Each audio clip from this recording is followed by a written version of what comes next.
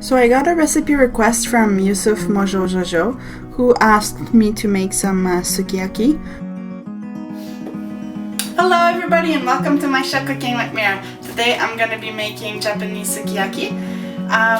All you're going to need is some water, some beef slices, some grilled tofu, some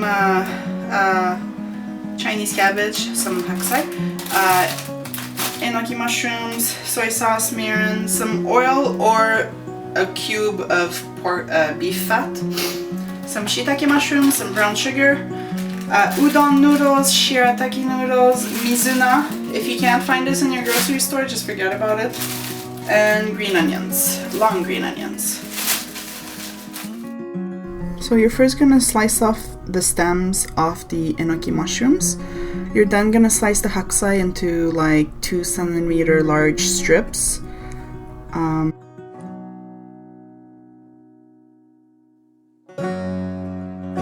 And then you want to slice the green onions sideways into long strips, maybe like 4 centimeters.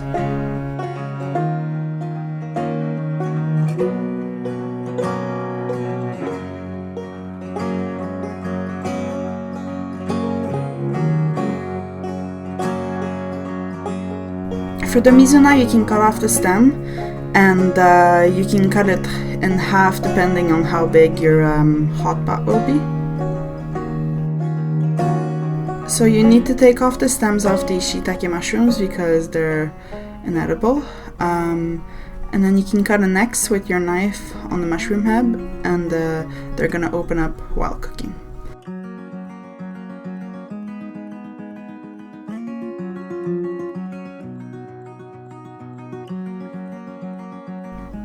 Slice the tofu slab into rectangles.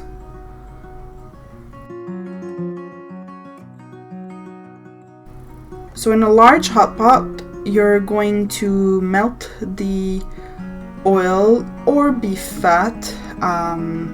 It depends what you have. Usually for sukiyaki you use beef fat and you melt it off, and that's how you start it. But if you don't have one, then just use normal olive oil or coconut oil, anything, doesn't matter. So you're first gonna add the beef slices and you're gonna cook them for a minute.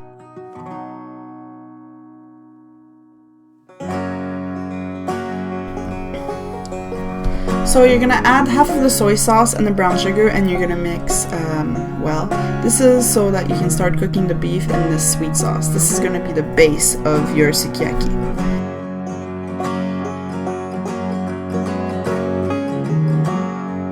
When the beef is half cooked, add the mirin. You don't need a lot, you just need about a tablespoon. This is just gonna give it a bit of flavor.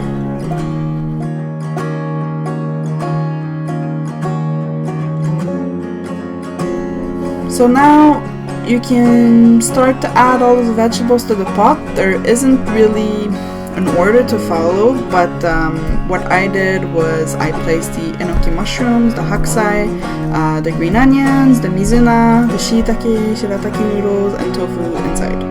I just put everything except the udon noodles.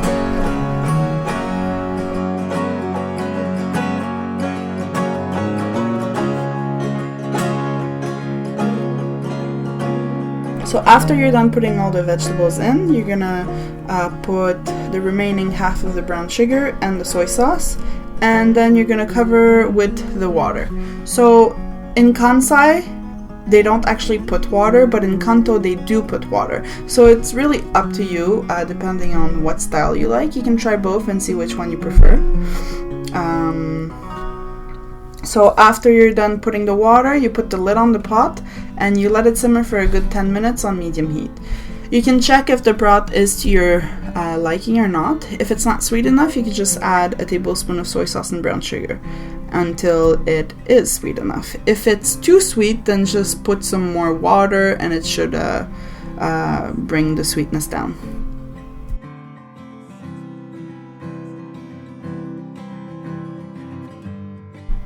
Once the vegetables are all cooked, it's not ready to eat. So you're gonna turn off the heat, or you're gonna put it on really low. So Japanese people usually crack an egg open in their bowl, and they then dip the ingredients from the hot pot inside their bowl with the raw egg before eating it. So you can do this only if you have organic fresh eggs or if you live in Japan. But if you're not comfortable eating a raw egg, then don't. You don't have to. I'm just telling you that this is the way Japanese people do it. So if you have any fresh eggs available to you, then you can try. It actually tastes really good with the raw egg.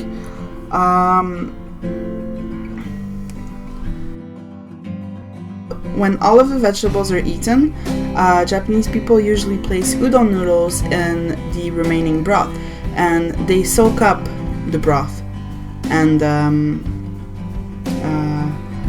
after you're done eating the noodles, then that is it. Sukiyaki is over. So I think this recipe could technically serve about 4 people, but me and my friend just ended up eating it all, and we were just 2.